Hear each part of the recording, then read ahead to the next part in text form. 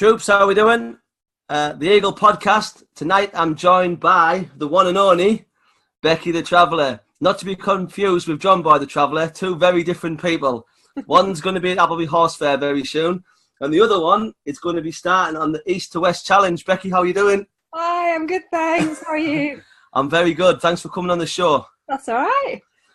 Let's just get straight into it. You're heading off on a little bit of an adventure. Yeah, I'm actually like on full on panic tonight.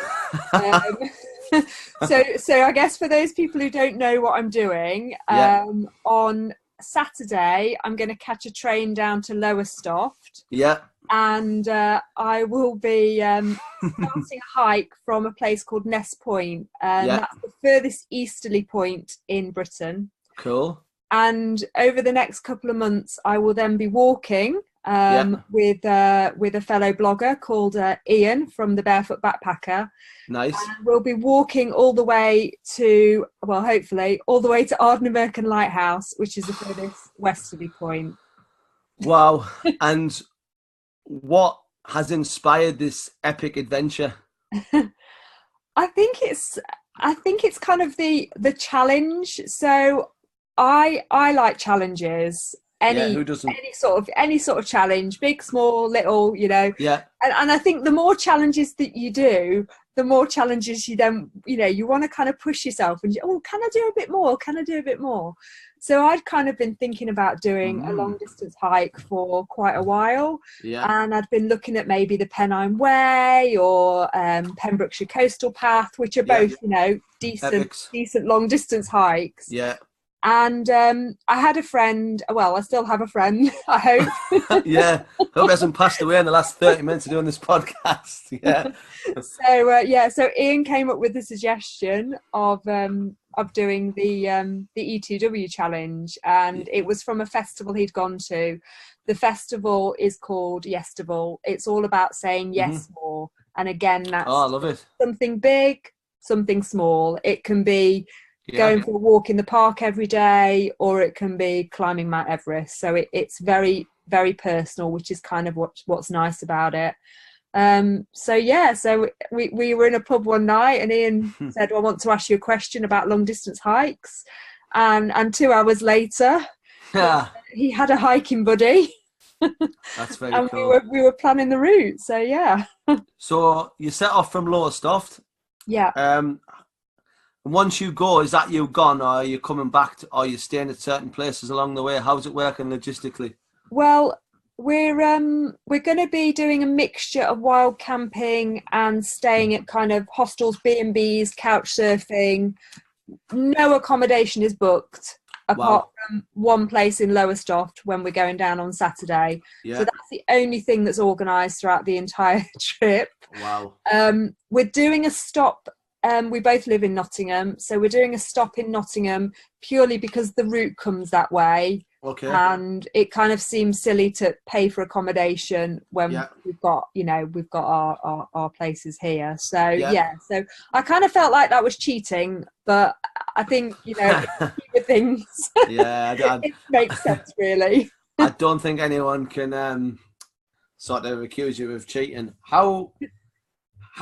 How does this work? Sort of, I'm interested in the sort of, like, who wouldn't love to just pack a bag and go for months? I know I certainly would, but I don't think the mortgage provider would be so keen on the idea. How does it work, like financially and logistically? How have you managed to get so much time? What? Well, so I'm self-employed now. Yeah. I've been self-employed for just about 2 years now. Cool. I worked for kind of years and years. I worked for a bank, and I did lots of different jobs within that bank. I had a pretty decent salary, but I also lived quite minimally as well. So the house that I have, it's not in, an affluent area.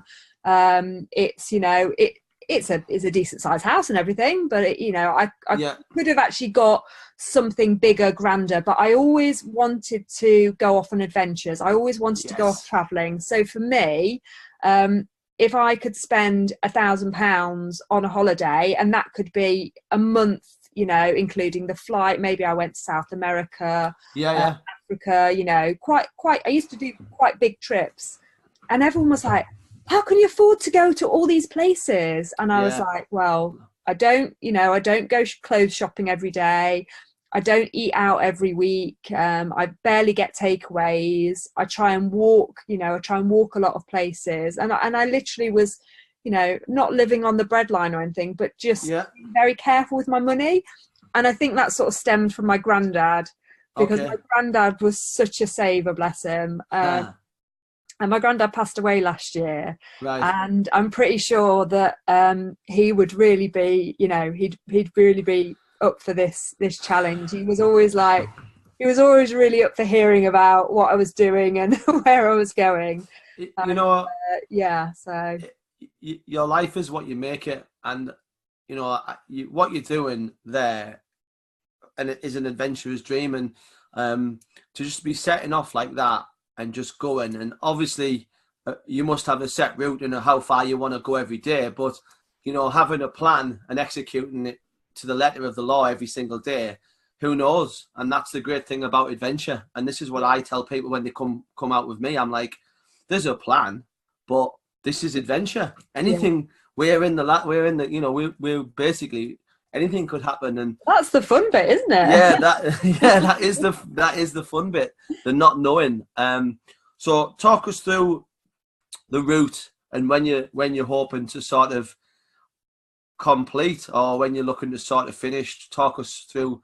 So it's interesting you talking about planning, because at the beginning we did a lot of planning and we looked at the route and we kind of set out a bit of a route. So the very rough sort of plan is to do a lot of national and local trails. So for example, we're going to start on the Norfolk Coast Path, and then we'll come through up to Peterborough, Rutland, up through Nottingham, as I mentioned, and then we're going to head on up to into the Peak District, and that's when we hit Edale, and we'll get on the Pennine Way. So the Pennine Way is like 268 miles, so that's like a massive chunk that is, you know, is an official route. Once we hit the Scotland, we'll then head west to Glasgow, and again we'll hit another popular trail. So we're going to hit the West Highland Way up to Fort William, and then from Fort William, there's no path or anything. We're just going to wing that when we come to it, to Ardnamurchan Lighthouse. So yeah. I mean, this is an adventure more epic than Frodo Baggins, isn't it? Like, this is. Well, I don't know. I haven't done it yet. It might all go pear-shaped. Me and Ian were both worried, like we're going to, you know, twist our ankle on day one or something. So we're very careful at the beginning of the hike.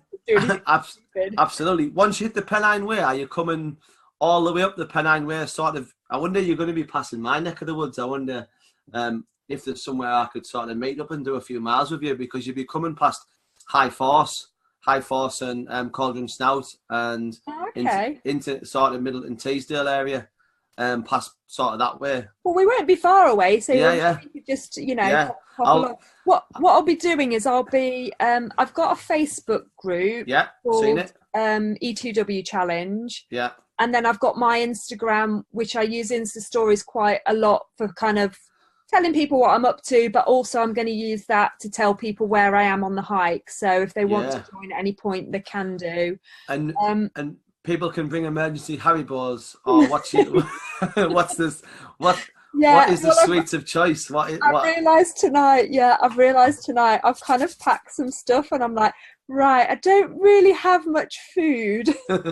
So I kind of need to rethink that whole situation. But cake, I do like cake. What type? Cake. Any type, yeah. Carrot cake's good, but generally any cake.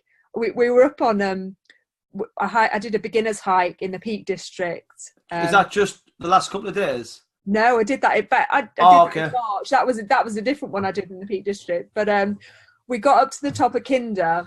Yeah. And there was this group up there, and they were celebrating someone's birthday.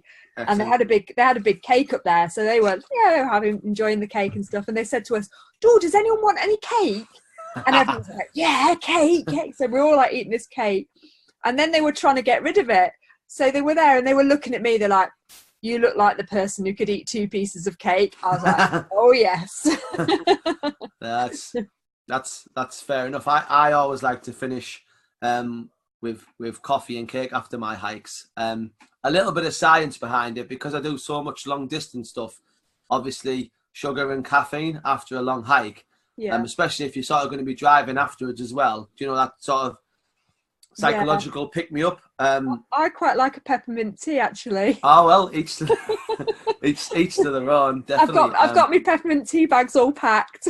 Coffee in the morning, peppermint tea at night. Sort of while we're talking on this subject, the world famous Moisture Boy Calf, down in North Wales on the A5, they do, like, and I am a scone connoisseur. They do the best scones. I do believe there are 1,000 calories per scone. Ooh, with jam and cream. I literally go to North Wales just for that purpose. Like, forget Triffin, forget Bristly Ridge. It's about the scones. But is it scones or scones? Well, I'm northern, so I'm saying scones. But yeah, no. Well, I mean, actually, that would work out quite well, because we need to be eating between 4,000 and 5,000 calories a day. So give me just 5 scones, and I'm away. I was just going to ask you that. Has anyone from sort of, I'm fascinated with sports science and sort of fitness trackers and how that's really developed into hiking. Like, I do I'm doing a 50,000 step challenge on Saturday for a charity organisation. All right. And the event is based around steps, so based around Garmin, Sunto, Fitbit, counting steps.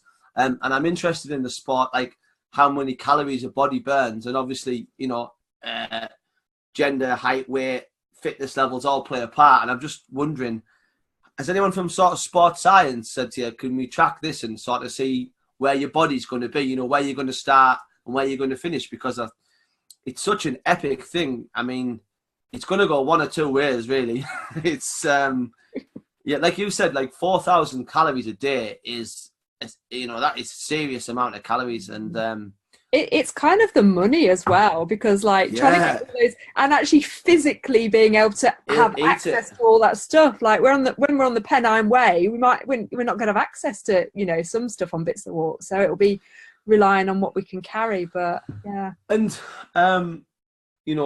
as well, it's okay saying calories, but you can't just have I'm terrible for this as well, but refined sugar. You can't just be on the Haribo Express, can you, for 5 months? Yeah. Well, Ian's plan, I was like, what are you going to eat on the hike? He's like, I'm just going to eat chocolate. And I was like, wow. Okay, well, that's interesting. I was like, well, you realise we're going to be hiking, like, okay, it might not be sunny all the time, but we're going to be in the summer. I was like, if you've got a load of chocolate in your bag, it's just all going to melt. Yeah. You can have like a big like congealed like mess in your bag. Have you ever come across military rations in your time with all your hiking and adventuring? No, I don't really ration myself. I normally take far too much food, which is quite a problem for this situation. Obviously, with me being ex-army, I have a lot of rations, and a ration box is a 24-hour ration pack, and inside a ration pack is between 2,500 to 3,000 calories. So if you consumed everything in the box, that's what they say. That's what basically what we ate in Afghanistan. That's what we had. Ration packs, and we had them for months on end. And I'll tell you what I'll do, if I do get to come and meet you, I'll bring you some sticky toffee pudding and some chocolate pudding. Awesome. And they're really, really good now. They have Thai green curry, they have vegetarian stuff, all the sort of food groups are all covered now. So I'll turn it with some military rations, and your friend Ian, if he hasn't lost all of his teeth from eating chocolate, or developed type 2 diabetes, he can have some proper food. So have you sort of got a time period, or how many miles a day do you have to cover? When we did this very rough plan, as I said, this was months ago, and after that we've done less and less and less and less. The nearer we've got to the date, the less planning we've done, really. But we kind of had in our head about 15 miles a day. Ian had some days towards the beginning doing 25 miles because he said it was a boring section. And I was like, no, I'm not doing 25 miles a day. I was like, I'd rather just take my time and, you know, enjoy the scenery. But you just don't know with the longer nights. We've kind of got a lot of daylight. So I guess if we're feeling good and the weather's fine, then there's nothing to stop us from, you know, cracking on, really. That is the attitude. And I think you're right there. 15 miles with what you're doing is perfect. Like 25 miles, you know, a couple of 25-mile days, and I think you'd be exhausted. But with the weight I'm carrying, that's what I'm worried about, actually. That's interesting. What sort of weight are you? What are you lugging around with you? What's your pack weigh? Well, I picked it up tonight and then nearly had like a fit. I was like, oh my God. I've been trying so hard to like reduce the weight. Yeah. And I don't feel like there's anything in there, and it's still like 14, 15 kilograms, and I've hardly got food in, and That's a good weight, that is. Yeah. It's you know what it is? The big thing is things like my camera. Yeah. Which, you know, I really want to take my camera and take some pictures. So that's, you know, that's a bit of a sacrifice. But yeah, I haven't power got packs. crazy stuff in there, really. But yeah, and not a lot of stuff, and all of a sudden, it starts to weigh, doesn't it? So I think with you having such a good Instagram account and being very good at telling stories and using stories, you're definitely sort of top notch at that. I think what's going to happen here is a lot of people are going to come and help you, aren't they? As in, they're going to turn up and, bring water and bring food and offer you hospitality. And I think you're going to see the best side of human beings, because that's what it sort of does, things like this. And I think you're going to you'll definitely make some new friends. And the memories that you'll have, I think, it's going to be amazing. Is there anything in particular on it that you're looking forward to?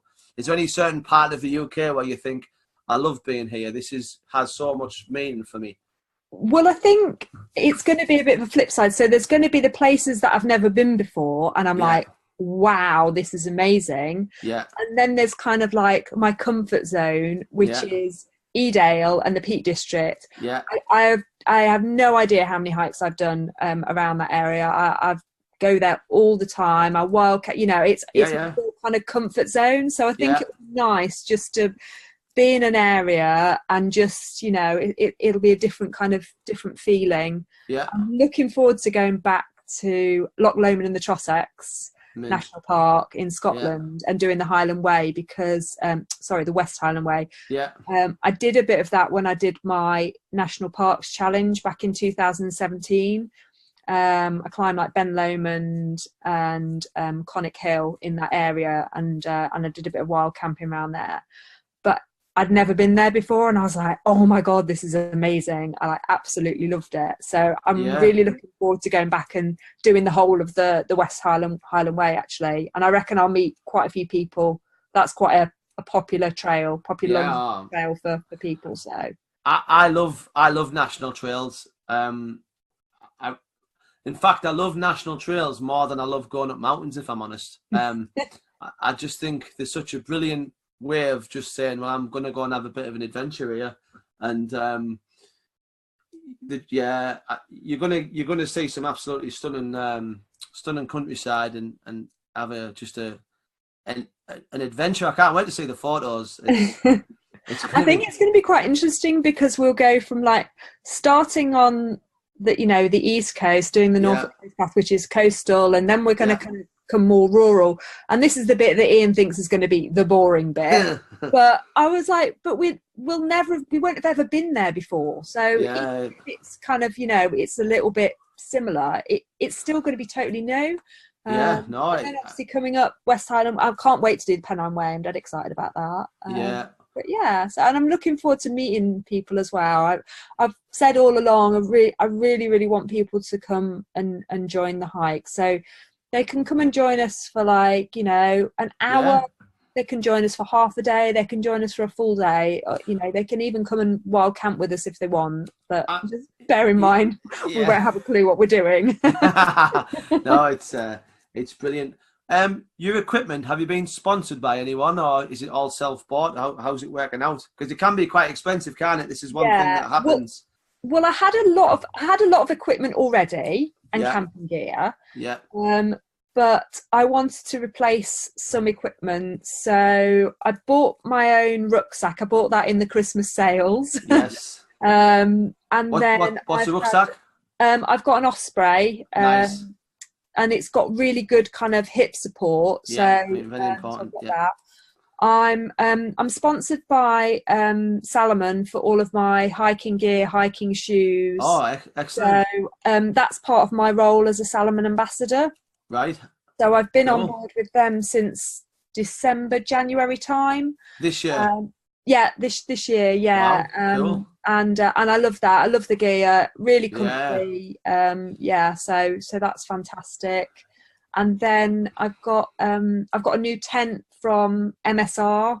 Yeah, top gear. And that's, so my old tent was a Vango. It was 2.4 kilograms. Everyone had a blinking Vango, didn't they? Yeah, everyone's got a Vango. So I've got the MSR Hubba NX, and it's like 1.3 kilograms. And I love it. I've only tried it out a few times. I've done a couple of wild camps, and I did a weekend at a campsite with a trip. And I love it because I can sit up in it properly, which makes a massive difference just for getting organised in your tent and those sorts of little things. And it's also got quite a good little porch area as well, so that'll be handy if it's kind of raining or anything. Whatnot. For those who don't know, I met you on Glencaffer. I was coming down and you were coming up, and you're so right in what you say. I have the worst tent in the world, and I will not change it because I don't really do a lot of wild camping, but I've got a coffin tent. And what you're saying there, if anyone's listening to this, please, for your own sanity, buy a tent you can sit up in and you can move around in, because literally my tent, you can't do anything. You have to put like your left leg in first and then your left arm, and then you've got to tactically slide your body in. And I couldn't cope with that. It's such a nightmare that I literally can't. I think I've wild camped in it maybe 5 or 6 times, and I'm like, yeah, see this tent again in a few years time. I did like the Vango, and the Vango is actually a two-man tent, but it's designed. It kind of goes in at the bottom, so you could never fit 2 mats like nowhere. Together. But my purpose was it was going to always be just for me and my bag and my kit and stuff. But because of how it slopes, your head, you've got enough space at the very, very highest point, but then it diagonally goes down, so you always hit your head on it. and I kind of, it was annoying and I never noticed, but then as soon as I was in this Hubba the other day and I was like, I really like this, I sat on my thermarest, and like even sat on that, I've still got enough room. And it's just, it sounds so stupid, doesn't it? You're going on about, being able to sit up, but it's one of those little things that it just makes a difference. It makes a massive difference. And you're right. And MSR, obviously, they're a top maker. So like you've got a good tent there. What do you wear? Boots or trail shoes? What's your go-to on footwear? Well, it's quite interesting actually, because I'm, as a hiker, you sort of inbred hiker, wear hiking boots, good ankle support. So pretty much a lot of my big hikes I wore hiking boots for. But since I've been working with Salomon, I've been able to try out a few of their trail shoes, and I use I did have a pair of Salomon Speed Cross. So before I joined the ambassador program, I had them, and I did loads of summer hikes in them last year, like in Snowdonia, carrying like my big rucksack, and I just felt a lot lighter.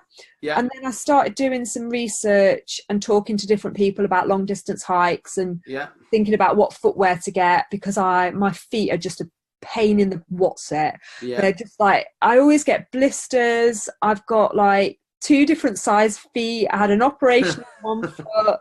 So they're a real pain, and it's so hard to get, shoes to fit. But a lot of people absolutely say to wear trail shoes, So I'm going to be probably starting in the outline GTX models, which actually 50 odd women wore over the last 2 days in the Peak District. Yeah, well, we'll take my word for it. Yeah, well, we'll talk about that. So let's chat about that. I've seen it on Instagram, and it looked pretty epic. Who organised it? What was the event? What sort of activities did you do? And, you know, is it trying to promote more women in the outdoors, or what's it trying to do? That's it. You're spot on. It's it's trying to get more women, just giving them a bit more confidence.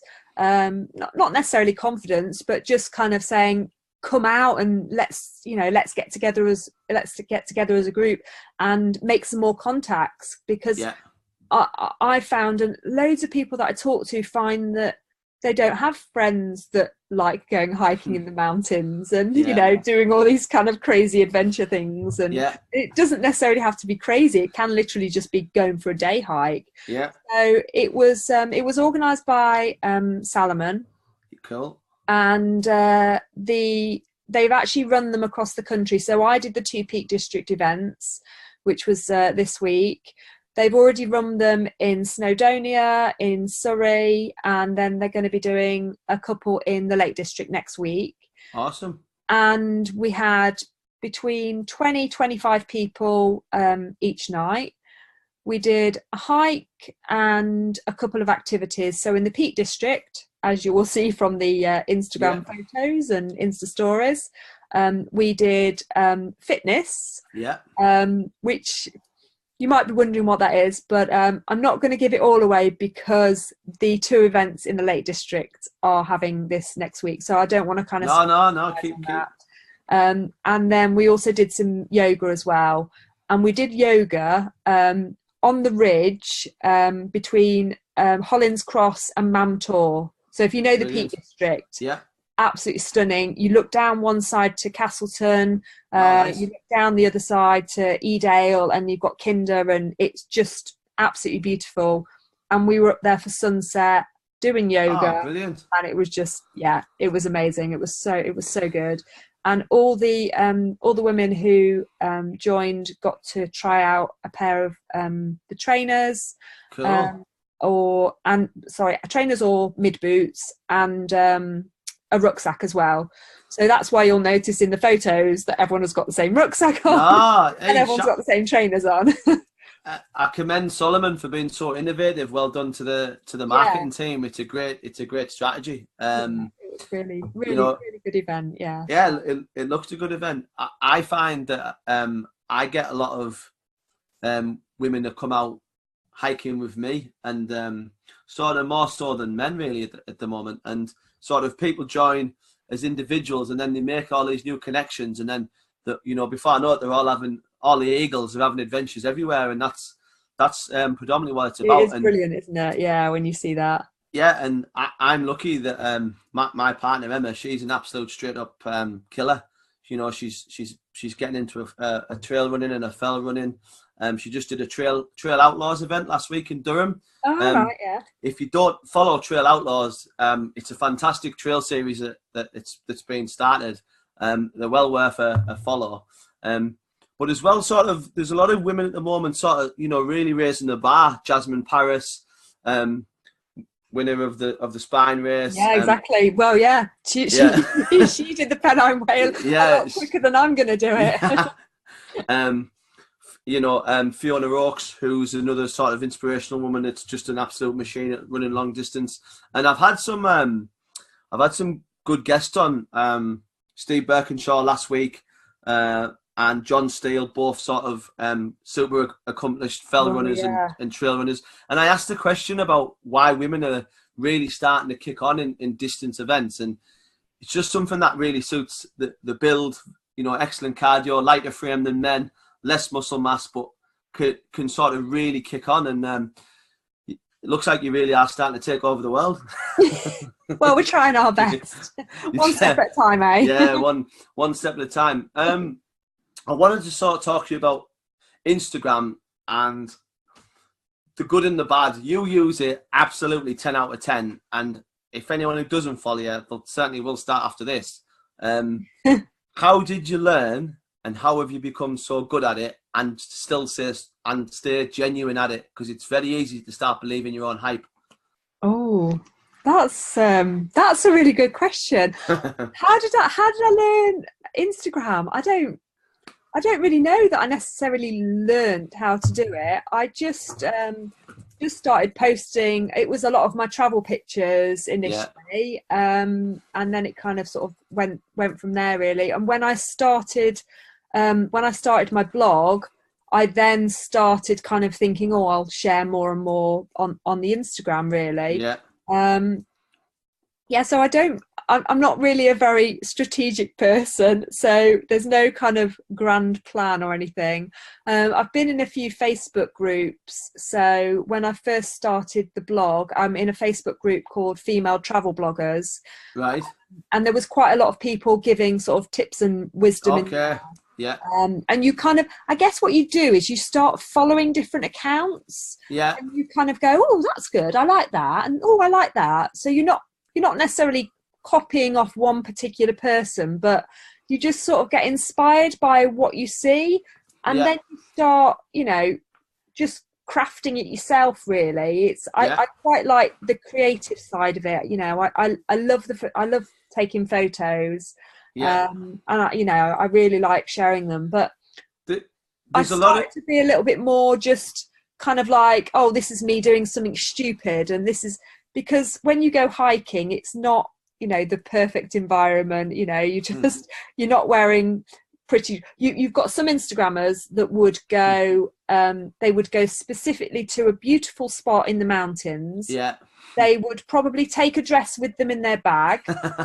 Let me tell you, no, it happens because, this is because they're more of a fashion or a lifestyle. Yeah. So they're not posing as a hiking blogger. They are, they're saying that they're into fashion, they're into lifestyle.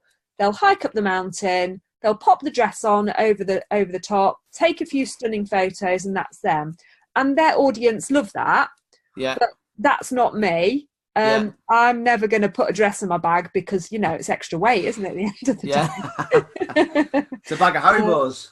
But yeah, so I really started using Insta stories a lot this year, and I feel like Instagram photos are one tiny snippet. They can be very crafted. You can choose what to show, what angle, and I like doing that. It's an art. It's nice to create some kind of fun pictures. But Insta story is the real nitty gritty, and it's, if you want to get to know me, then follow me on Insta story. I'll do my photos on the grid as well, and I like to kind of write a little story, what I'm thinking or what's happening. But yeah, if you want to see me doing stupid things, getting muddy, getting stressed, I got majorly stressed the other day doing the packing. Wow. And that's real life, isn't it? Where was the Insta story of you getting stressed? It was at home. I was trying to do the final pack because I knew I had a lot on this week. And what I do is I have 2 storage boxes under my bed, like pull out drawer things with all my gear in. Yeah. So it makes packing and adventures quite easy. Don't have to go looking all over the house for stuff. Anyway, MSR have also sponsored me for a camping stove. It's called the Pocket Rocket. It's tiny. It's like really tiny. It fits in a mug. I've also got like a titanium mug. Yeah. So it fits in there, and it's brilliant. I love it. Could I find it anywhere? No. I was looking under my drawers, under the bed. I was like ripping everything out, throwing it all over my bedroom. Then I was going out to the cars, like maybe I've left it in the car. Then I was looking downstairs, literally doing this, where you go around your house and you look in the same place, like every single time, 3 times, and then you're not surprised why you can't find it. Yeah, no. So I was right, I'll do an Insta story. My Insta story was just like, the rant of a crazy woman. Class. I nearly burst into tears at the end of it. I think I was just so stressed, so emotional about everything that was going on. It wasn't just about finding this camping stove. Anyway, so I did that, posted the story, came back upstairs to my bedroom, and then I was like, it was. oh, I'll just look under this pile of clothes on my shoe rack. Oh, it's here. And I was like, oh, I'm such an idiot. I was like, I can't believe I've put it there. Just been like having this big stress. And then, I was fine after that. But I feel like the weeks coming up to going, I've had so much work to do, and all like lots of different things. So kind of like, the Peak District, the last 2 nights, and then I had work to do for other clients that I do. And I think it was all of that just got a little bit on top of me, and it was just it was like it's like the final straw sort of pushes you over the edge. That was it. What sorry, I'll ask this another way. Who on Instagram do you follow, who you sort of like and sort of take inspiration from? Who's, for those who don't know, who's the up and comer? Who's the new kid on the block? The up and coming. I've got a name. I've got a few. I've got loads of women. I could just sit here and just like list, hundreds and hundreds. A few of my favourites are Bryony from Hike This Way. Right. Again, she's just real. She's currently doing all the Nuttall. Oh, okay. In England and Wales. So the same ones that James Michael Forrest did in 6 months, but she's not doing it in 6 months. She's doing the slower version, which she's doing it in like 5 months and 29 days. I'd be really pissed at that, wouldn't he? Records are meant to be broken. Well, exactly. So Bryony, it's very inspiring. I also really love Sarah J Outdoors. So Sarah was there last night. Do you know Sarah? Yeah, she's mint. I've just sent her a t-shirt in the post. Have you? Oh, how funny. Do you know why she just gets after it, doesn't she? Do you know what I mean? I like the enthusiasm of it. I like the fact that she just, she's always out. And she she posts good stuff. She's interactive. She's a real person. She's not trying to be something that she's not. And I don't know where her adventure's going to go, but I think definitely, she's definitely going to go somewhere, base camp, K2, somewhere like that. Like who knows? But in a few years, it wouldn't surprise me if I then find out that she's done Everest or she's done Kilimanjaro or wherever it might be. Do you know what I mean? It starts never say never. It starts in the peaks, but it ends in the Himalayas. That could be a book. Trademarked. But I'll tell you another one as well. Do you know Tina Dixon? She's down in North Wales. Do you know what? I do follow her. I don't. You know what Instagram does every now and again. You don't removes people. Feed, and you have to think, oh, blimey, I've not seen any pictures from them. And sometimes because they've not been posting. It's sometimes Instagram are playing hide and seek with you. So yeah. Well, they do, don't they? And sort of they sort of limit your audience, and you stop seeing certain individuals. But no, those two for me, from that side, I think are really sort of getting after it, and fair play to them. And there's some other good female MLs actually. Loads. I feel like bad for not mentioning. I've got like heads whizzing round, but I could literally just sit here all night and go, oh, I love that person because of this, and I love that person because of this. Yeah, I know. Hey, shout out to everyone in the world who's getting the boots on and going after it. Totally. Just it beats sitting in your underpants, having a hangover, eating Cheetos on a Saturday and Sunday. I know that much. But anything that you don't like about Instagram? I particularly dislike this follow unfollow game that people play. Like, how much time they must put into that, and I really don't know what it means. Like, for me, there's two people in the world that could have 1 million followers and follow no one. One is Freddie Mercury, and the other one is Chuck Norris. Them's the only two people. Anybody else, just don't believe your own hype. Do you know what I mean? You're just a normal person. People get het up on numbers though. Yeah. And I know it's, it's easy to say, don't worry about the numbers, because a lot of people are trying to create jobs out of it. But you just need to, if someone wants to follow you, then I'm trying to let me rephrase that. I mean, I follow people because I like their pictures. Yeah. I don't follow people for them to follow me back. If they don't follow me back, it's fine. It's not a problem. It's I genuinely will have a look through, and if there's an account that follows me and I'll go and have a little look and they're posting pictures of cheese sandwiches, I'll be like, well, I'm not going to follow you back, mate, because it's not, nothing against cheese, but it's just not my thing. And basically. I watched a good YouTube video not so long ago, and Instagram are toying with the idea of removing likes and removing follow. They're doing that at the moment with a few people I know they're trying that with. Yeah, and Kanye West, I heard him on a podcast saying he would like to see the follow unfollow thing removed.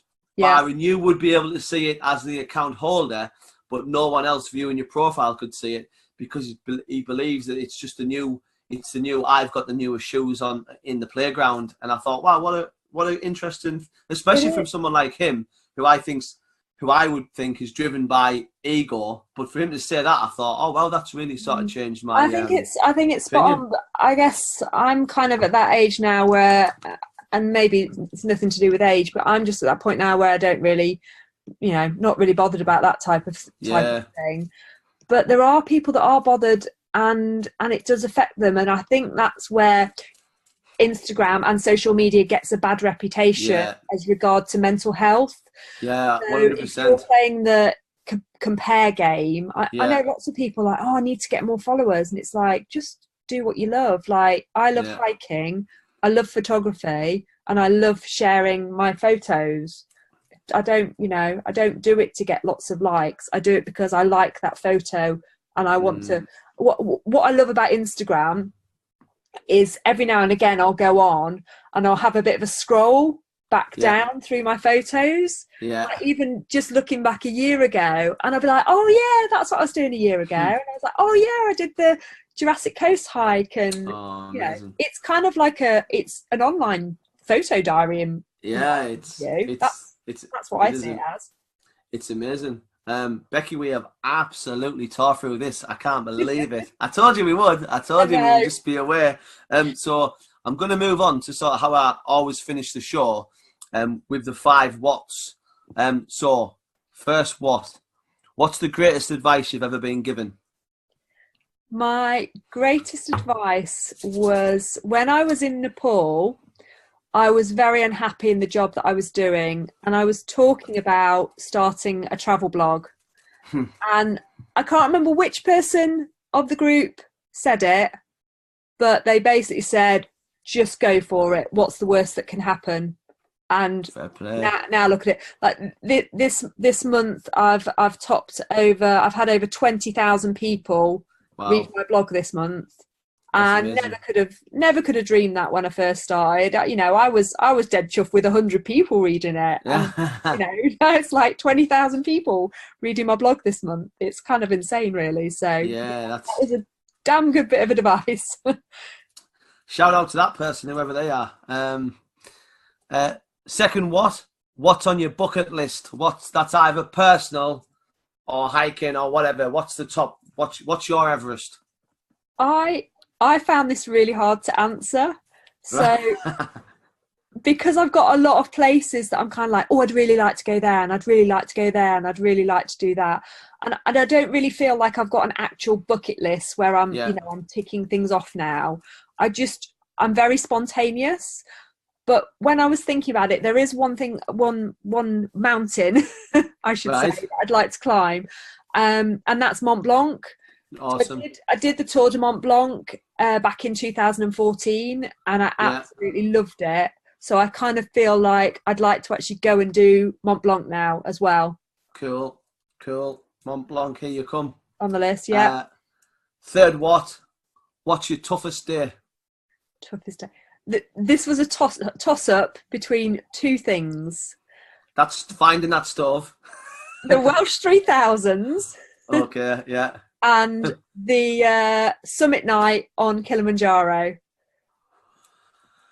Right, interesting. I kind of like, I'm a bit torn between the two. So summit night on Kilimanjaro, I had really bad altitude sickness. I felt sick. I was sick several times. I was hiking through the night. I was like really, really tired as well. Yeah. I kept on lying down on rocks, and I've got pictures of me just like, resting on rocks. That was tough. But then once I got to the summit, I had this like, well, I had some chocolate, and then I had some newfound energy, and then charged down. Welsh 3000s was 25 hours. Wow. The first 11 hours were pouring rain, so got absolutely soaked. Accountability. Your boots got soaked, my socks got soaked, and again, just physically tired. I don't think I took off enough food throughout. Yeah. So by the end of it, I was like, it was pitch black. My torch, I'd picked up the wrong torch, so I'd got a rubbish light. I could hardly see where I was walking. I had trench foot on my 2 feet. So I was actually like, Sam was there, one of the guys from Instagram, who I'd only met that day. And I was crawling on my hands and knees. And he turned around, he's like, what are you doing? And I was like, it hurts so much. I was like, I just thought I'd try and see if it's any better. And it wasn't, of course, because I was crawling on rocks. But that was a pretty tough hike. Fair enough. Fourth, what's your happiest day? Happiest day is a hard one as well. Yeah. How do you pick a day? But a lot of people who come on, so obviously a lot of people who have kids, I think naturally they have to say the kids, even though I think they might think, well, actually, it's when I did this, that, and the other, but I can't say that because I've had a kid.